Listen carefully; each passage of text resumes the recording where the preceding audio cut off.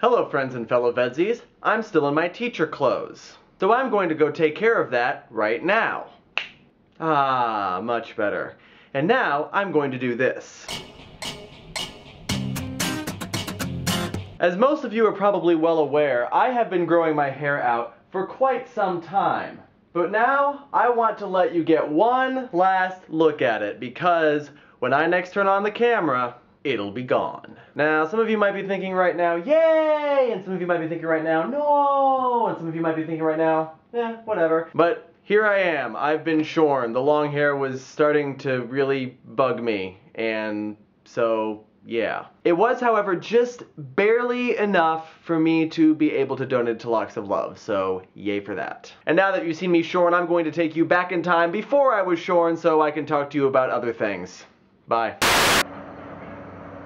Welcome to the end of Slippery Elm. Or the beginning. People at the Bowling Green end of this trail might be used to my craziness, but the people at the North Baltimore end aren't. So, alright, most of you have probably caught on by now that I've been doing a components of reviewing series where I look at things like passion and analysis and imagination and all that sort of thing. And you might be looking at the title of today's video and thinking, bias? Bias? I mean, the others made sense, but bias? You're saying that should be a component of reviewing? Well, hear me out for a second.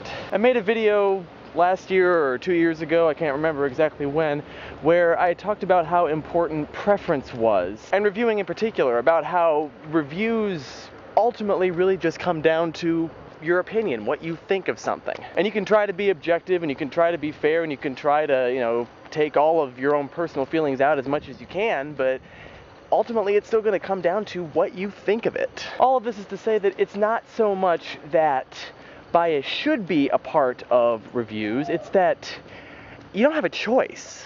Every aspect of our lives is colored by our personal biases or our personal preferences. That's just kind of the way of it. And I guess the most important aspect of bias in reviews is just that you be aware of that, and that you be aware of the fact that these biases are going to color your opinions and are going to color your perceptions of things. Because if we start to pretend like they don't, if we start to pretend like our reviews are being purely objective, then you start to talk about opinions as though they're truth.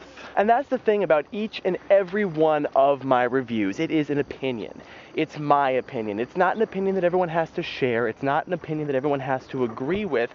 But it is my opinion. And I think it's something that we lose sight of a lot of times. Like, critics say that The French Connection is a great movie. The AFI put it on their top 100 list. I watched it and I didn't like it that much. And I didn't give it a terribly good review. I only gave it a worth sitting through because I personally didn't like it that much, and if I don't like a movie, I'm not going to give it a very high rating. But what's important for viewers and for reviewers to understand is that just because you don't like something does not make it a bad movie. I don't think The French Connection is a bad movie, it's just a movie I don't happen to like, and I invite you to form your own opinions on it. Same goes for The Little Mermaid. You all know I don't like The Little Mermaid, but that's my opinion, and it's not an opinion that a lot of people share, and I realize that. When people tune into my reviews, they tune in with the understanding that they are going to get treated to my opinion. Not absolute fact, not absolute truth, but my opinion. And I try to make that as clear as I possibly can. Because if I'm completely removing my opinion from the equation, I'm being dishonest with you guys, and the review kind of loses